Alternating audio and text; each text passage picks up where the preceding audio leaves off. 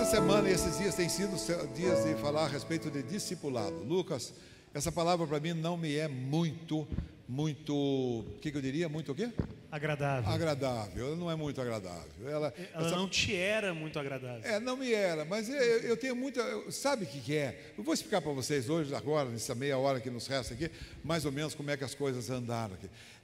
Eu tive muito mal, essa história de discipulado e de discípulo, para mim foi uma coisa complicada, Lucas. O problema foi o que fizeram com o termo. Aliás, a gente tende a estragar todos os termos.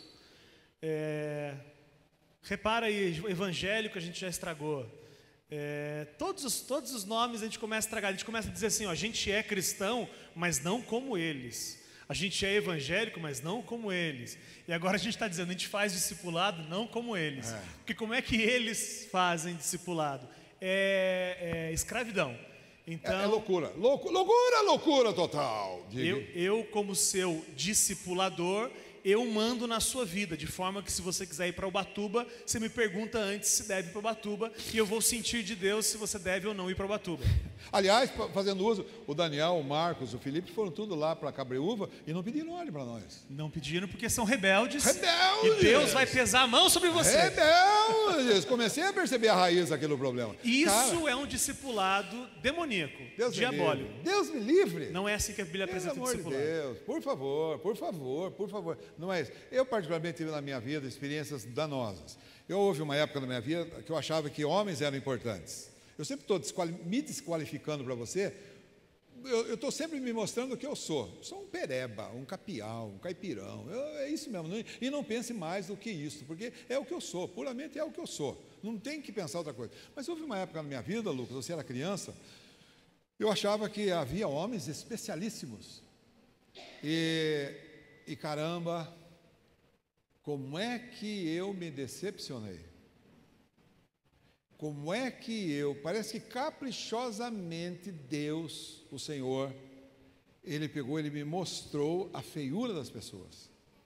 Achava pessoas extraordinárias, via alguns como pai, caramba, papai.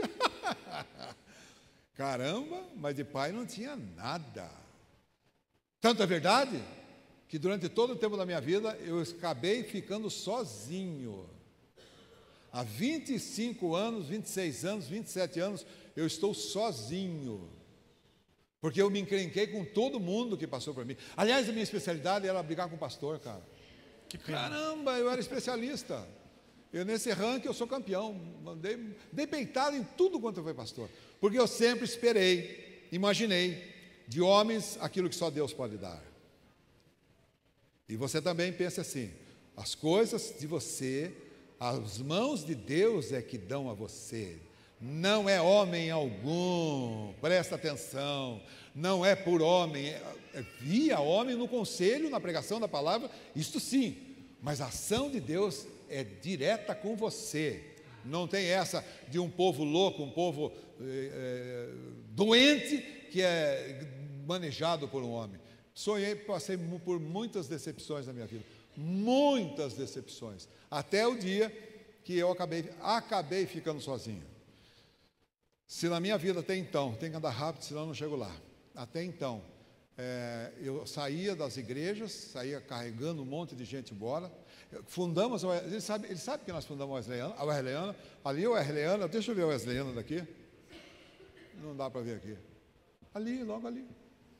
Virei concreto lá, amei aquela igreja, amei a igreja. Chegou um dado momento que ficou impossível de caminhar com o pastor naquele momento, O Lucas discute, impossível. Você sabe por quê? Porque era um homem que mentia, cara. O pastor daquela época. Daquela época. Agora como um santo homem de Deus. Que mentia, caramba.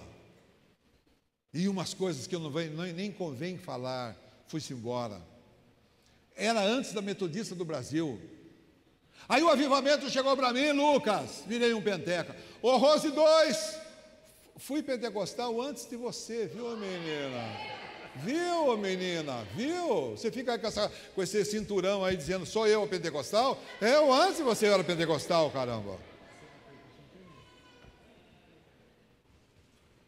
Ô vozinha, se você não apertar, você não termina. Então vamos embora. Comunidade da Graça. Fui lá rapidinho. Também quis idolatrar pastor Carlos Alberto Bezerra. Ai, mas era Bezerra, não era o Senhor, camarada. Bezerra de ouro. Bezerra de ouro. Não deu certo, não deu certo, não deu certo. Você tem que buscar o Senhor, você tem que conhecer o Senhor, você precisa disso na sua vida, você não pode se apoiar em homem algum indecente. O que você está olhando na minha cola aí?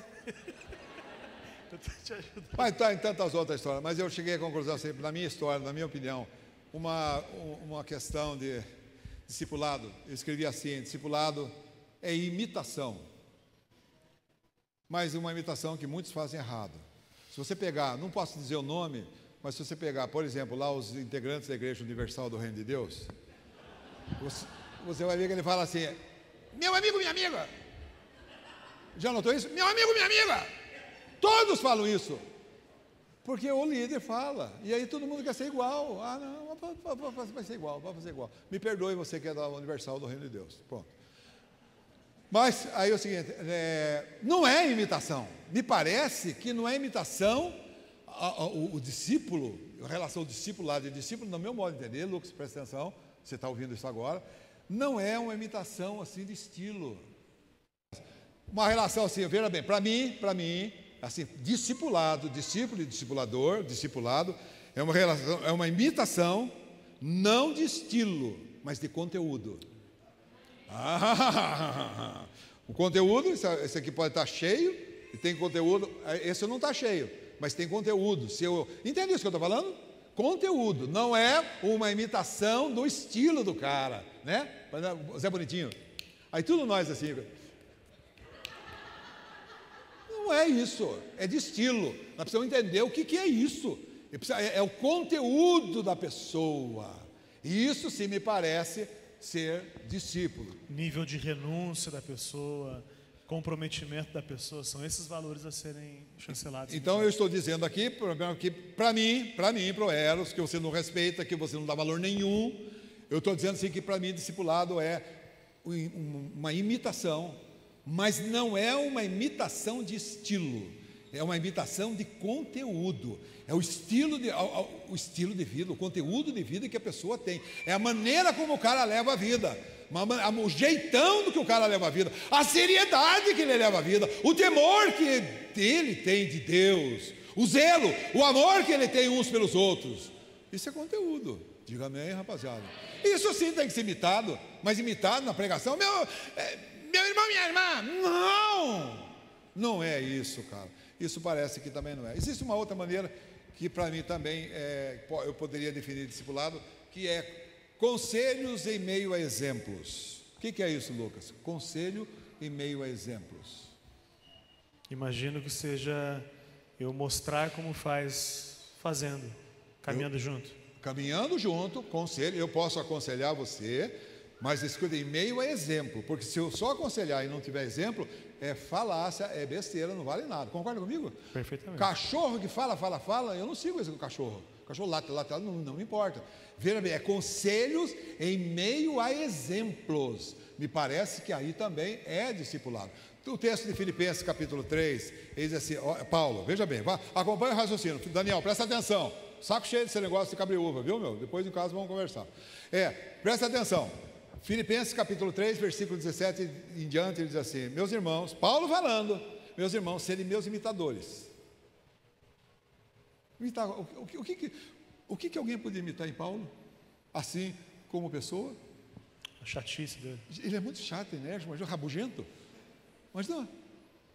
Ele fala assim, você me imite. Ele diz assim, Paulo diz assim, sede meus imitadores. Então é para imitar. Aí o Nécio, o tolo, fala assim, vai imitar ele no jeitão dele. Presta atenção. Serem meus imitadores, mas ele diz assim, mas observai, aqueles que andam segundo o modelo que tendes vistos em nós, não estão acompanhando. Presta atenção, querido. Presta atenção, querido. Serem meus imitadores e observai aqueles que andam segundo o modelo que tendes vistos em nós. modelo que tendes visto. Ó, estou vendo, eu estou vendo o estilo de vida, como é que esse homem anda, não é só meramente um ensino. Presta atenção, olha, quando eu digo lá de um estilo, eu digo agora no estilo de conteúdo. Olha, serem meus imitadores e observai, fique olhando, observai aqueles que andam, os outros, aqueles que andam segundo o modelo que tendes vistos em nós, pois muitos há, dos quais outrora vos disse, e de novo digo, chorando, que são inimigos da cruz de Cristo.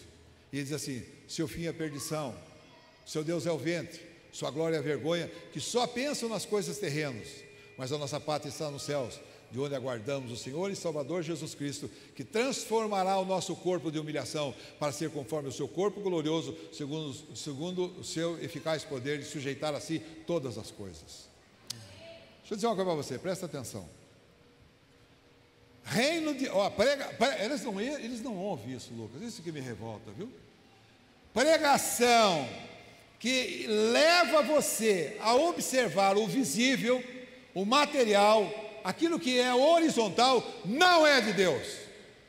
Quer traduzir? Não, né?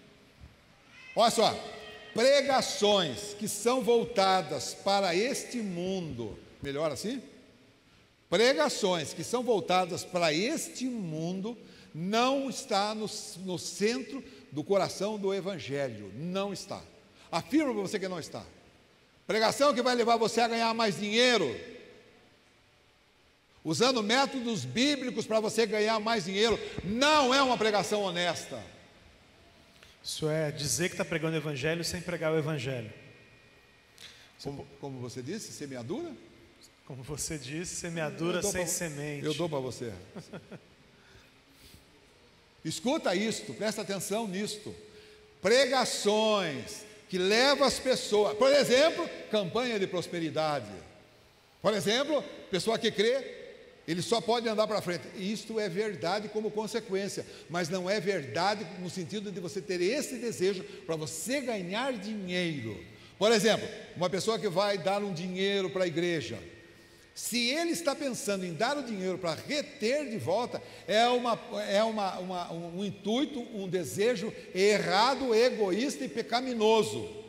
Mas se eu dou para que eu quero ver o avanço da igreja de Deus, eu dou, mas eu não estou querendo receber nada em troca. Eu não estou querendo dar um valor e receber 10 vezes, 100 vezes mais. Isso não é o espírito da palavra. Eles entenderam isso? Lucas.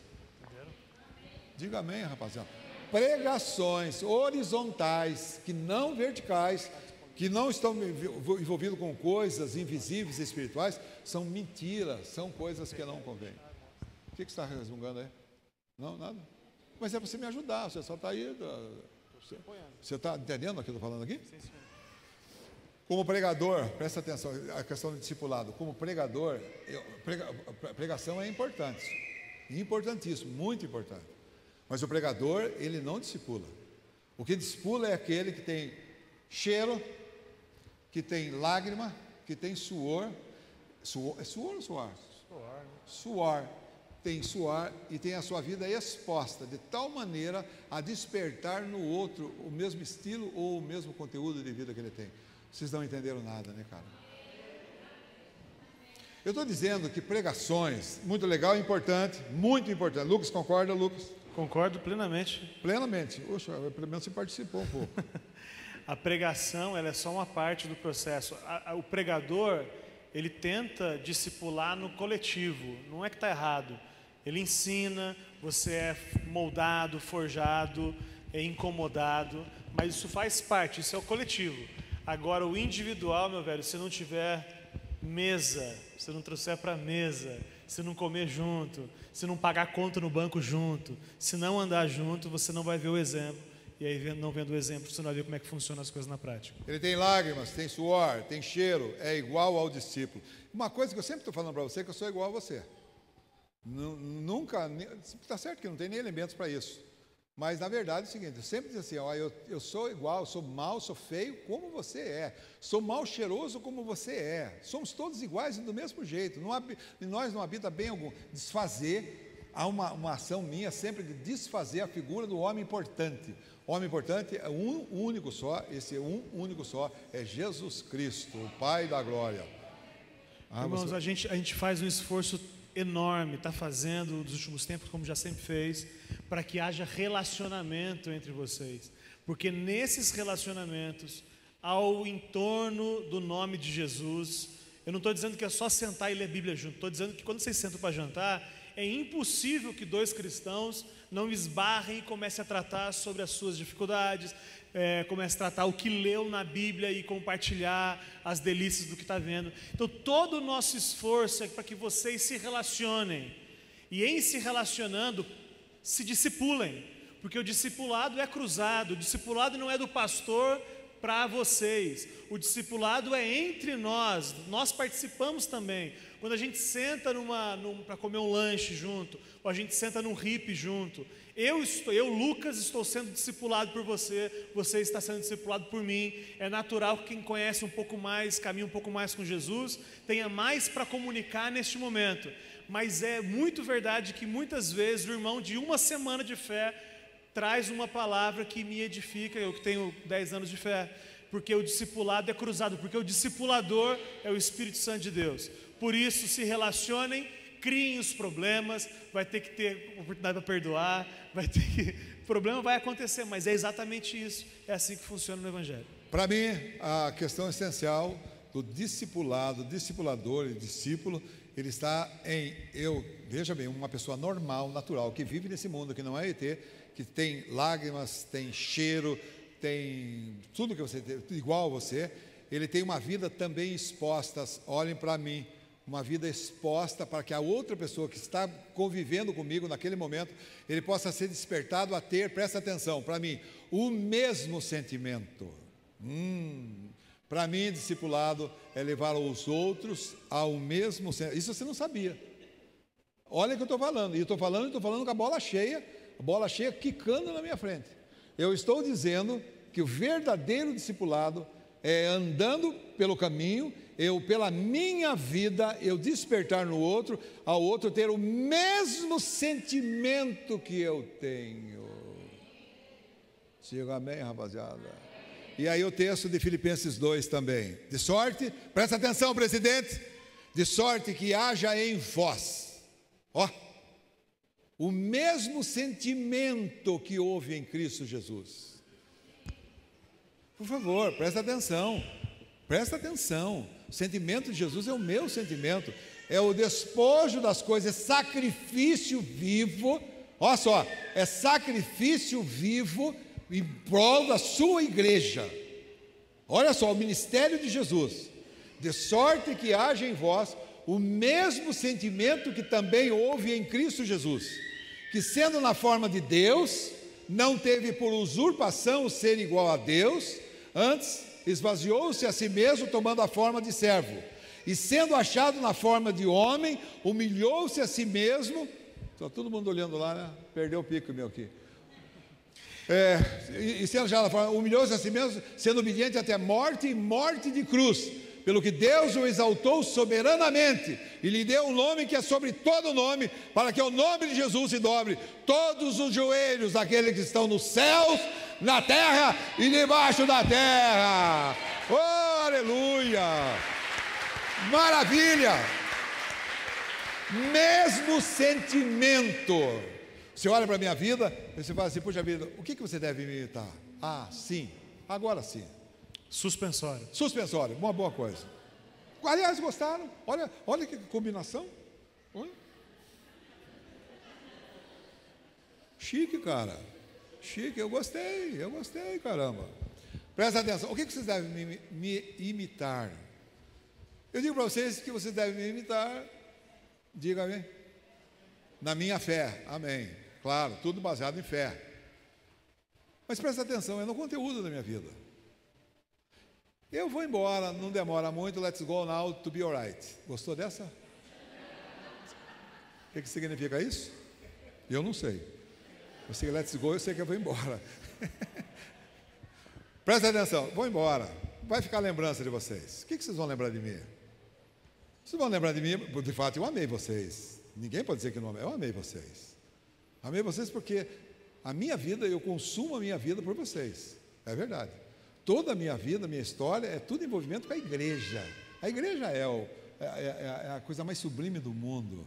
Eu fico olhando assim, nesse mundaréu aqui de gente aqui, fico pensando, todo mundo diferente um do outro. Caramba! Educado, todo mundo educado de uma maneira diferente, posses diferentes uns dos outros, ensinamentos diferentes uns dos outros, e nós nos reunimos e nos harmonizamos. Você acha que isso é coisa do acaso, Luquinha? Caramba, a igreja para mim é a excelência, é a beleza, é a formosura desse mundo. Igreja é a formosura desse mundo.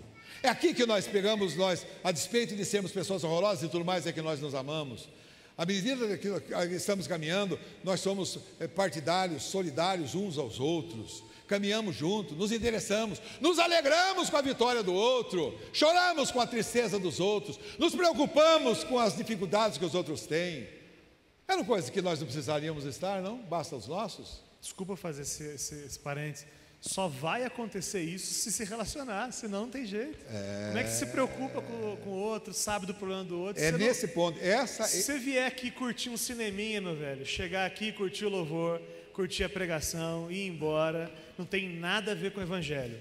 Isso é o que a religião fez, transformou objetivos individuais no coletivo. Você vem aqui com o seu objetivo individual, eleva sua oração a Deus sobre os seus objetivos, sobre aquilo que você quer para você e vai embora. Isso não tem nada a ver com o evangelho é coletivo, é o seu problema maior do que o meu, eu coloco você na minha frente, você que ore por mim, porque eu vou orar por você, é assim que funciona o evangelho. Então você tem que se relacionar, velho, você tem que ficar aí no salão até as 10 horas, tá falando, e ficar na praça. Tem gente, é isso que é evangelho, desculpa, pastor. Não, mas é isso mesmo. O que eu quero lembrar, voltando aqui, presta atenção, lembrança de mim vocês vão ter lembrança do amor, dessa caipirice minha, da bagunça que eu fazia, foi tudo legal, foi tudo muito bom. Presta atenção, mas entenda que eu estou na glória. Dá licença, Lucas. Eu estarei na glória, onde nem olhos viram, nem ouvidos ouviram, e não subiu ao coração do homem o que Deus tem preparado para aqueles que o amam. Eu estou na glória enquanto você está trabalhando. Eu estou na glória e vocês continuam trabalhando aqui. Chique, muito chique. Mas uma coisa, acho que talvez sirva de importância, é isso daqui. É a questão do mesmo sentimento, do mesmo conteúdo. Por que só eu é que tenho que correr atrás de vocês? Por que só eu que me preocupa com vocês? Por que só eu vou atrás de vocês e xingo, e chuto e falo? Puxo, não puxei cabelo ainda, mas vai chegar a hora que eu vou puxar cabelo. Neemias fez isso, Neemias fez, eu acho que eu posso fazer também. Por que sou eu? E aí eu digo assim para você, não estou fazendo discípulo, porque no meu conceito, discípulo é o cara que corre, que vem, do mesmo jeito que eu ajo na sua vida e no envolvimento que eu tenho com os irmãos. Para mim, Lucas, não é que eu meço, porque isso não é uma régua milimétrica que eu posso medir. Mas eu posso dizer para você o seguinte, que o seu status, presta atenção nisso e analise. Eu posso dizer que o seu status espiritual é diretamente proporcional ao envolvimento que você tem com a igreja. O contrário não necessariamente é verdade, mas isso é totalmente verdade. É impossível você dizer que você é maduro em Jesus e não se envolve com a igreja. E quando a gente diz igreja, não só esse prédio, a gente está falando de gente. Se você vive o evangelho sozinho, para não dizer que você não crê, eu estou dizendo só que você está começando, engatinhando na fé. E não importa que você tenha 30 anos de igreja, se você não se envolve com gente, você está engatinhando na fé. E o objetivo do discipulado, segundo o seu esquema, é maturidade, é caminhando para a maturidade. Então, se não houver maturidade, qual é a maturidade? ser Cristo na vida das pessoas. Fazer exatamente aquilo que Jesus fez por nós, fazer pelos outros. Enquanto você acha que o trabalho de cuidado é do pastor, você está com a mentalidade religiosa, terrena e diabólica de que nós nascemos e fomos criados. Quando o Evangelho vem, ele desconstrói a ideia do líder religioso, sacerdote ungidão, e diz que todos nós somos uma raça de sacerdotes. E por sermos uma raça de sacerdotes, nós estamos aqui para tornar disponível para a terra toda, principalmente para Taubaté, onde nós estamos, os benefícios da cruz de Jesus, do sacrifício que Jesus fez. Presta atenção, eu disse e vou repetir. Eu meço o seu status espiritual, presta atenção, tamanho espiritual, eu meço isso, não tenho aparelho para isso, conforme o envolvimento que você tem com a igreja. Aí você diz assim, mas eu não gosto da sua igreja. Eu digo assim, mas você tem que estar numa igreja. Eu não gosto de você, Eros, porque você é um caipirão. Eu digo assim, você não está errado. Eu disse, mas eu vou lá para a igreja, não sei das onde. Aí a igreja, a Assembleia de Deus aqui na frente. Você tem alguma coisa que o irmão vá lá? Absolutamente. Absolutamente. Não gostei de você, vá para lá. Agora... Mas você não pode ficar sem estar atrelado na igreja. Burros! É isso? É assim? É jumento? Isso aqui é jumento para quem não sabe. Você não pode ficar longe da igreja. Não pode. Se aqui você não se agrada, por favor, você deve procurar uma que seja adequada à sua. Mas você não pode ficar. Presta atenção, eu meço o seu status espiritual, seu calibre espiritual, medido diretamente relacionado, diretamente proporcional ao envolvimento que você tem com a igreja.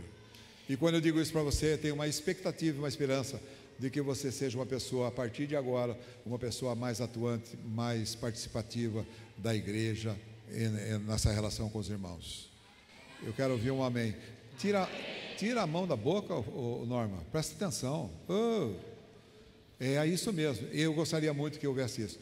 Para terminar uma historinha, isso que já fizemos tudo aqui. Agora eu vou aqui. Tá bom. Eu vou aqui nos textos já. Presta atenção. Lucas, eu nunca vi. Amanhã alguém vai falar isso daqui, aí vocês vão falar, nossa, que palavra! Eu nunca vi ninguém, nem pregador algum, esses anos todos da minha vida, falar sobre Alfeu. Alguém já viu falar sobre Alfeu? Nunca vi alguém pregar. Eu acho que eu sou o primeiro cara a falar de Alfeu. Registra isso aí. Estou falando de envolvimento com a igreja. Estou falando de envolvimento com a igreja.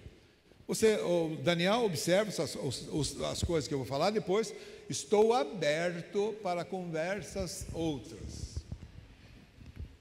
Teve um homem na palavra, relato bíblico, cujo nome era Alfeu.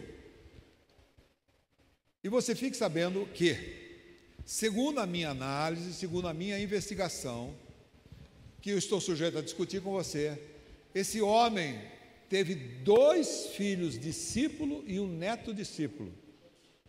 E possivelmente a mulher dele foi a que foi lá no túmulo de Jesus adornar o corpo de Jesus lá. Como é que fala? Os perfumes, as flores, aquela coisa toda. Veja que honra, presta atenção.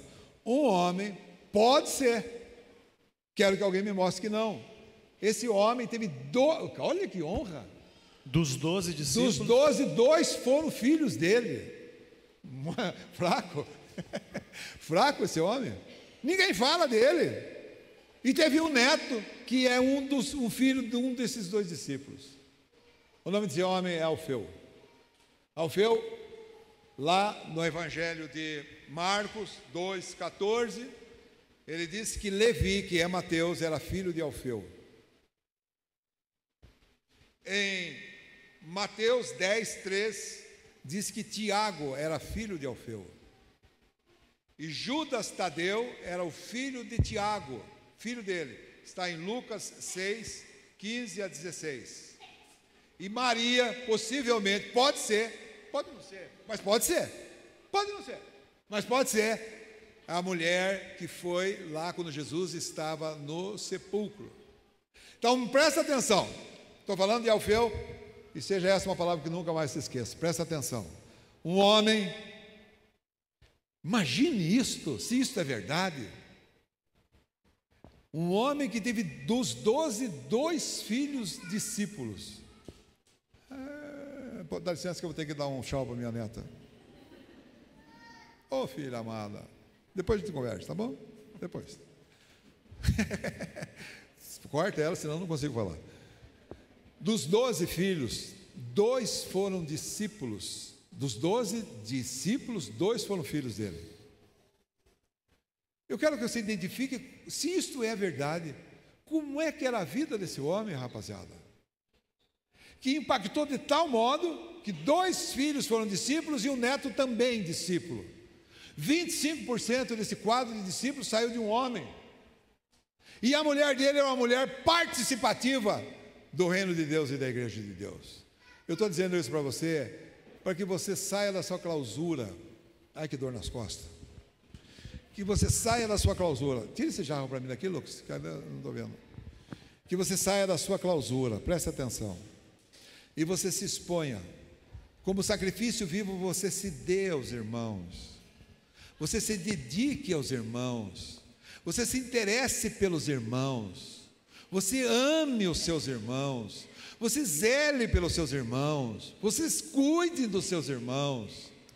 Porque eu entendo que este conteúdo seu é que vai ser visto por seus filhos, vai ser visto por todos os outros que estão envolvidos com o reino de Deus, com a igreja. Alguém não entendeu? Todo mundo entendeu. Francine, você entendeu, Francine? Se eu falar para você, você consegue responder? Posso perguntar que você responde? Aí sim. Não vou perguntar. Mas essa é a palavra que eu queria deixar para vocês hoje. Dizer para vocês o seguinte, que para mim, presta atenção, o envolvimento com a igreja mostra o seu calibre espiritual, mostra a sua posição, a sua altura espiritual. Quanto mais você estiver envolvido com a igreja de Deus, com o reino de Deus, quanto mais. E quando eu estou dizendo isso, eu não estou dizendo, Lucas, isso, eu não estou dizendo absolutamente, estou falando de ativismo. Eu estou falando, não estou falando você se gastar em serviços pela igreja. Eu digo assim, em serviços pelo seu irmão, em cuidados com o seu irmão. Esqueça o local, o prédio e as demais atividades que até a denominação tem. Mas com o seu irmão, o zelo que você deve ter com o seu irmão. Diga amém.